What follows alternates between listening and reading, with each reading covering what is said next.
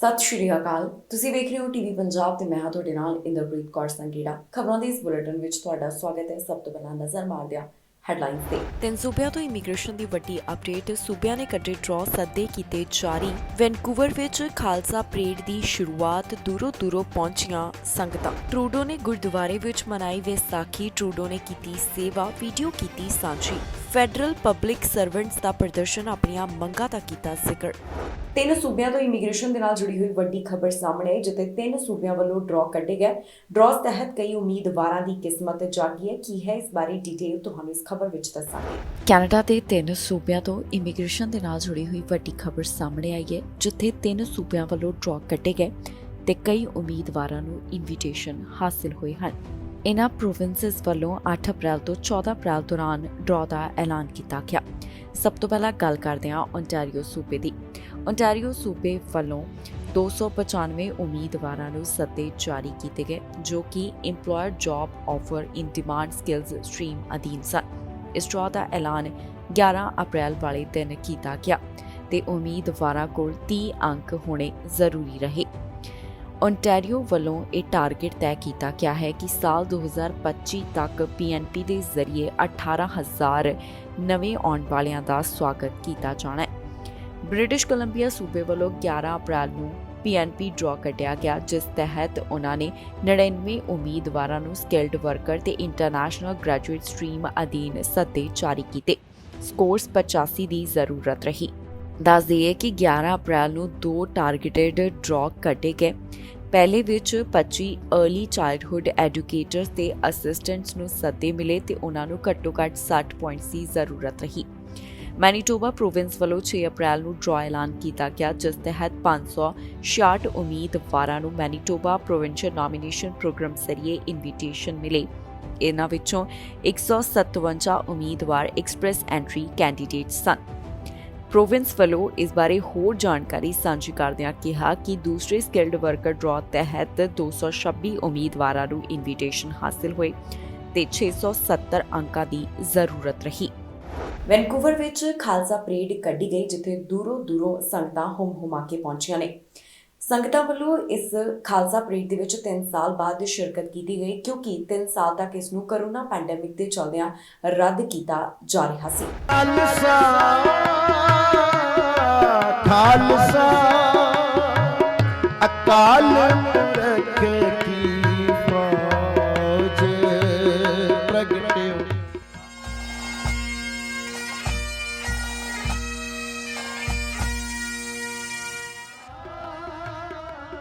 ਖਾਲਸਾ ਖਾਲਸਾ ਅਕਾਲ ਪੁਰਖ ਕੀ ਫੌਜ ਪ੍ਰਗਟਿਓ। ਖਾਲਸਾ ਪਰਮਾਤਮ ਕੀ ਮੌਤ। ਖਾਲਸਾ ਖਾਲਸਾ ਧੰਨ ਧੰਨ ਦਸ਼ਮੇਸ਼ ਪਿਤਾ ਸ਼੍ਰੀ ਗੁਰੂ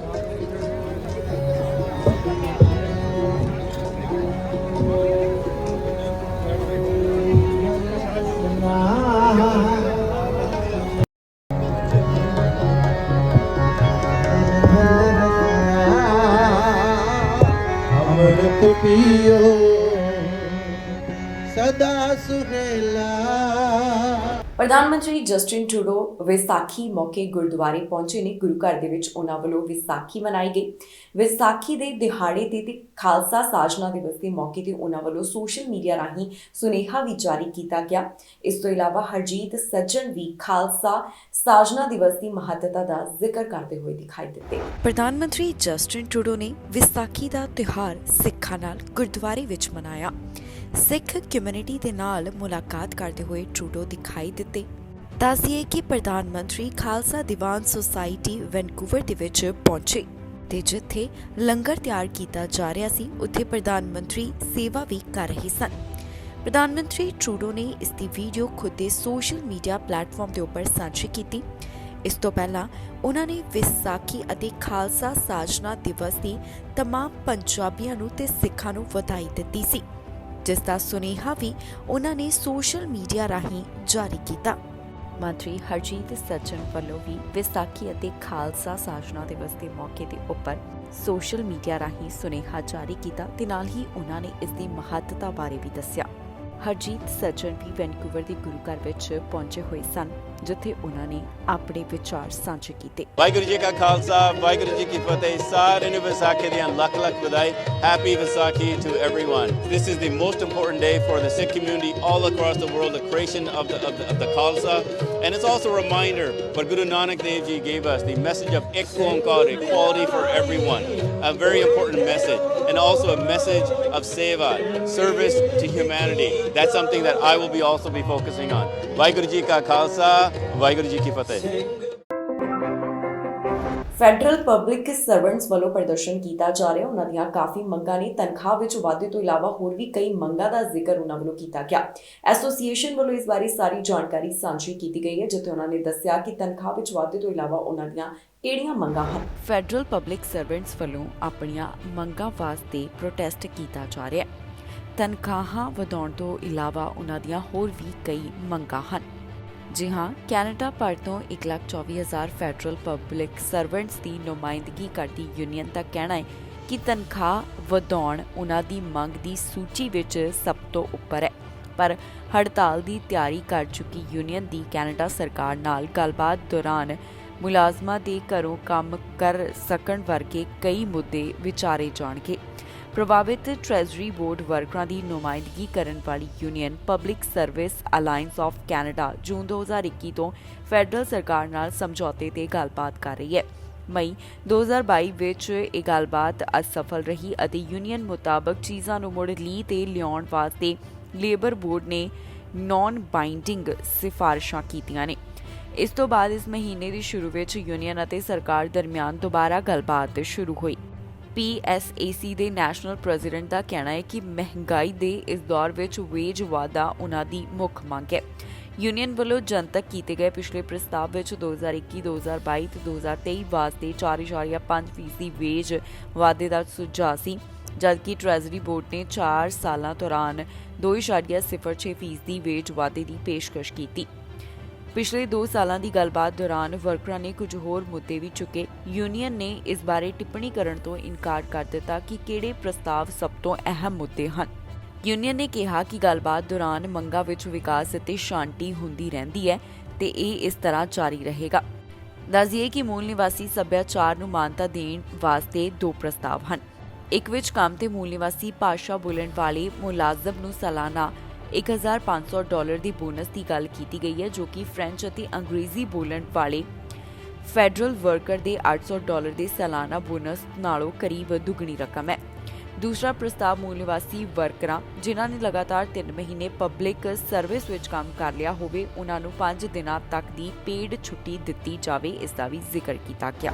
ਪ੍ਰਧਾਨ ਮੰਤਰੀ ਜਸਟਿਨ ਟਰੂਡੋ ਵੱਲੋਂ ਇੱਕ ਫੰਡਿੰਗ ਦੇ ਬਾਰੇ ਜਾਣਕਾਰੀ ਸਾਂਝੀ ਕੀਤੀ ਗਈ, ਜਿੱਥੇ ਉਹਨਾਂ ਨੇ ਫੰਡਿੰਗ ਦਾ ਐਲਾਨ ਕੀਤਾ ਤੇ ਨਾਲ ਹੀ ਸਪਸ਼ਟ ਕੀਤਾ ਗਿਆ ਕਿ ਇਸ ਫੰਡਿੰਗ ਦੇ ਨਾਲ ਕਿਹਨਾਂ ਨੂੰ ਫਾਇਦਾ ਹੋਣ ਵਾਲਾ ਹੈ। ਦੱਸ ਦਈਏ ਕਿ ਇਹ ਐਲਾਨ ਪ੍ਰਧਾਨ ਮੰਤਰੀ ਨੇ ਬ੍ਰਿਟਿਸ਼ ਕੋਲੰਬੀਆ ਦੇ ਵਿੱਚ ਕੀਤਾ। ਬ੍ਰਿਟਿਸ਼ ਕੋਲੰਬੀਆ ਸੂਬੇ ਵਿੱਚ ਪ੍ਰਧਾਨ ਮੰਤਰੀ ਜਸਟਿਨ ਟਰੂਡੋ ਵੱਲੋਂ ਖਾਸ ਐਲਾਨ ਕੀਤਾ ਗਿਆ, ਜਿੱਥੇ ਉਹਨਾਂ ਨੇ ਇੰਡੀਜੀਅਸ ਹੈਲਥ ਕੇਅਰ ਵਾਸਤੇ ਫੰਡਿੰਗ ਜਾਰੀ ਕੀਤੀ ਹੈ।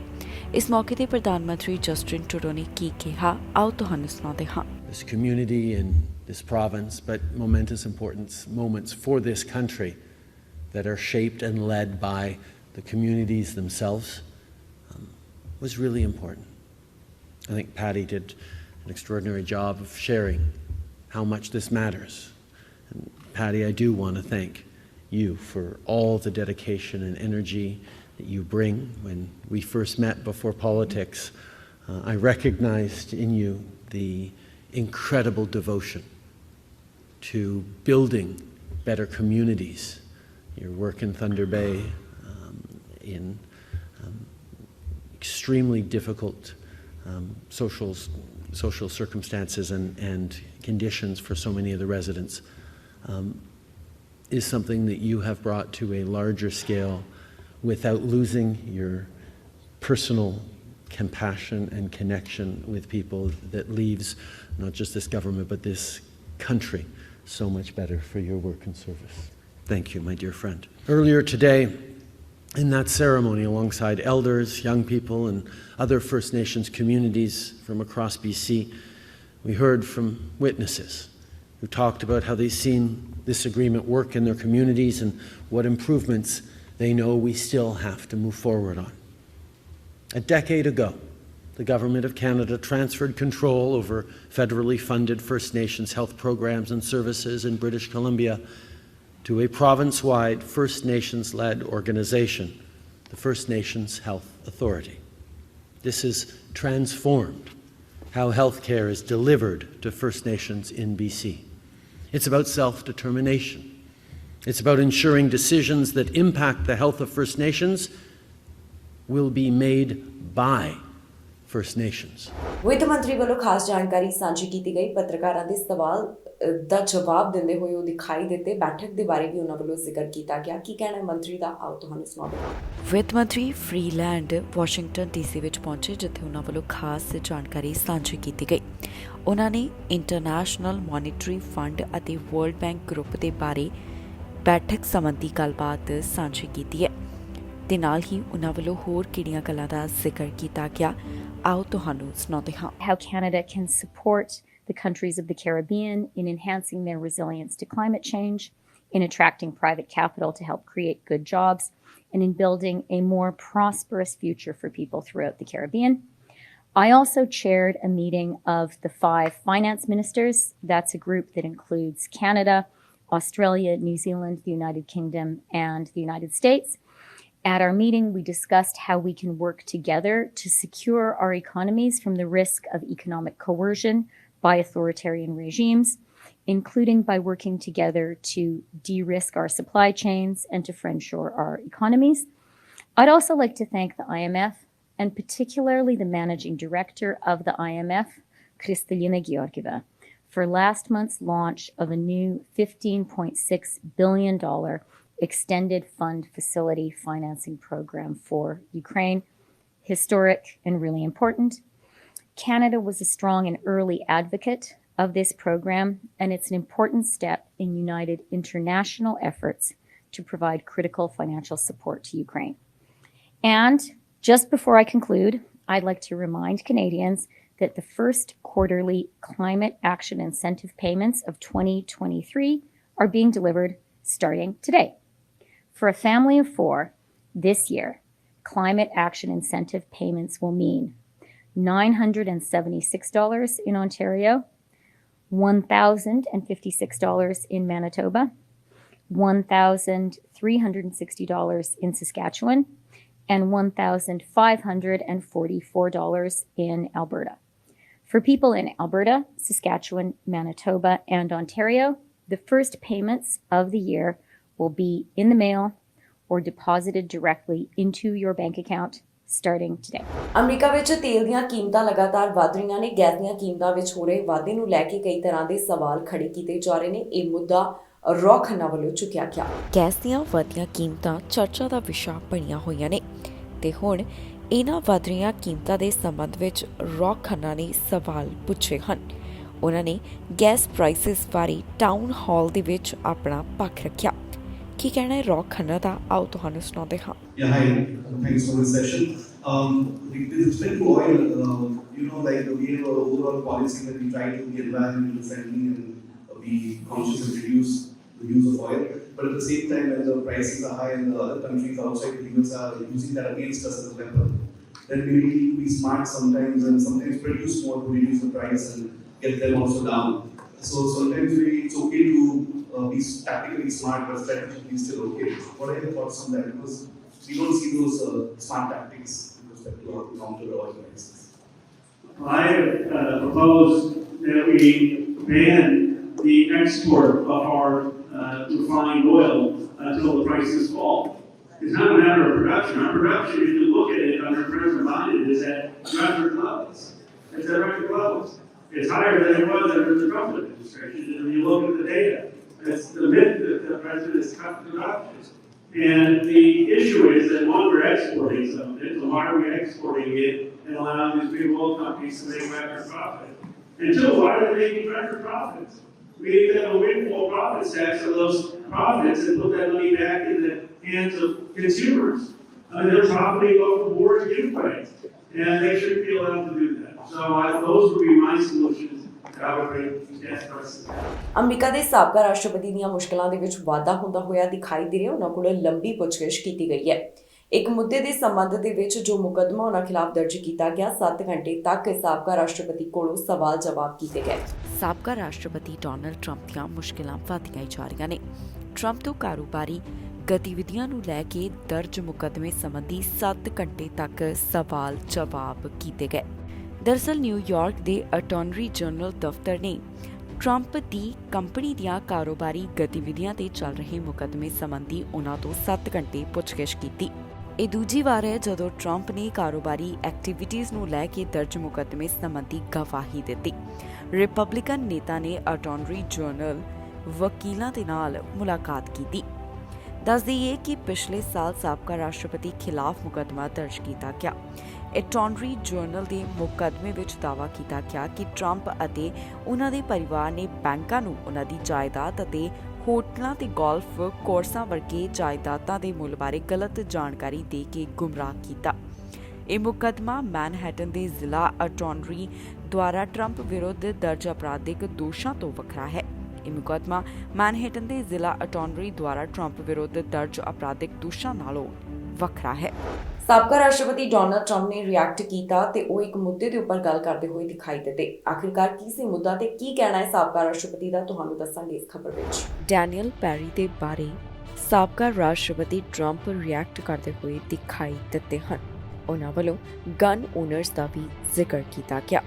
ਕੀ ਕਹਿਣਾ ਹੈ ਸਾਬਕਾ ਰਾਸ਼ਟਰਪਤੀ ਡੋਨਲਡ ਟਰੰਪ ਦਾ, ਆਓ ਤੁਹਾਨੂੰ ਸੁਣਾਉਂਦੇ ਹਾਂ। To restore our Second Amendment, we will pass legislation protecting the absolute right to self-defense with federal penalties for prosecutorial abuse like we saw just recently in Texas. You saw that, where a man was trying to defend himself and they want to put him in jail for the rest of his life. And I will ask Congress to send a bill to my desk to lure national concealed carry reciprocity.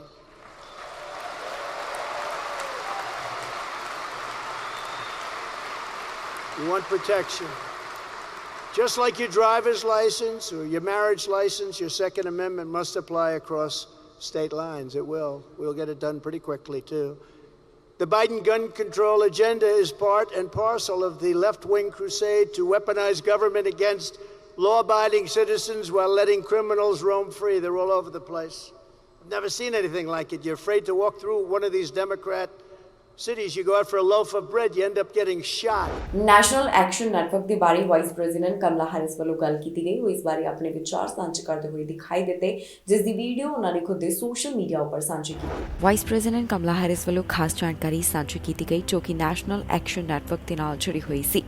ਇਸ ਦੌਰਾਨ ਆਪਣੇ ਵਿਚਾਰ ਸਾਂਝੇ ਕਰਦੇ ਹੋਏ vice president ਦਿਖਾਈ ਦਿੱਤੇ ਨੇ। Freedom does not criminalize doctors and punish women. Freedom does not turn off a microphone when an elected leader is speaking.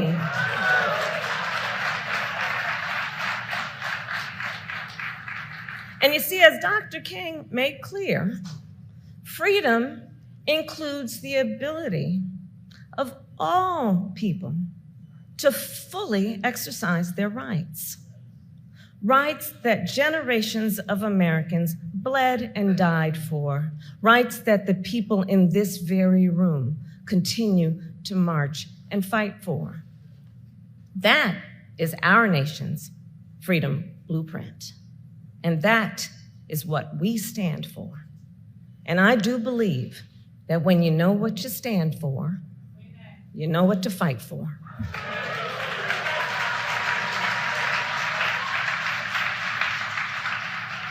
And so, Nan, two of the many important fights before us, I could go on all day if we were to articulate all of them, but two of them I'm going to talk about this afternoon. One, the fight for our children and all people to be free from gun violence. And two, the fight for freedom to fully participate in a democracy. Both fights fully on display these last few weeks. So just think, in our country, already in the 104 days of this year, there have been more than 150 mass shootings already this year. Just think, you've seen the statistics? Gun violence is now the #1 cause for death of children in our nation. ਇਸ ਦੇ ਨਾਲ ਹੀ ਜਾਂਦੇ ਇੱਕ ਵਾਰ ਫਿਰ ਤੋਂ ਨਜ਼ਰ ਮਾਰਦੇ ਹਾਂ ਹੈਡਲਾਈਨਸ ਤੇ। 3 ਸੂਬਿਆਂ ਤੋਂ ਇਮੀਗ੍ਰੇਸ਼ਨ ਦੀ ਵੱਡੀ ਅਪਡੇਟ। ਸੂਬਿਆਂ ਨੇ ਕੱਢੇ ਡਰਾਅ ਸੱਦੇ ਕੀਤੇ ਜਾਰੀ। ਵੈਨਕੂਵਰ ਵਿੱਚ ਖਾਲਸਾ ਪਰੇਡ ਦੀ ਸ਼ੁਰੂਆਤ। ਦੂਰੋਂ ਪਹੁੰਚੀਆਂ ਸੰਗਤਾਂ। ਟਰੂਡੋ ਨੇ ਗੁਰਦੁਆਰੇ ਵਿੱਚ ਮਨਾਈ ਵਿਸਾਖੀ। ਟਰੂਡੋ ਨੇ ਕੀਤੀ ਸੇਵਾ, ਵੀਡੀਓ ਕੀਤੀ ਸਾਂਝੀ। ਫੈਡਰਲ ਪਬਲਿਕ ਸਰਵੈਂਟਸ ਦਾ ਪ੍ਰਦਰਸ਼ਨ, ਆਪਣੀਆਂ ਮੰਗਾਂ ਦਾ ਕੀਤਾ ਜ਼ਿਕਰ। ਖਬਰਾਂ ਦੇ ਇਸ ਬੁਲੇਟਿਨ ਵਿੱਚ ਇੰਨਾ ਹੀ। ਫਿਲਹਾਲ ਮੈਨੂੰ ਇੰਦਰਪ੍ਰੀਤ ਕੌਰ ਸੰਘੇੜਾ ਨੂੰ ਦਿਓ ਇਜਾਜ਼ਤ ਤੇ ਤੁਸੀਂ ਵੇਖਦੇ ਰਹੋ TV ਪੰਜਾਬ।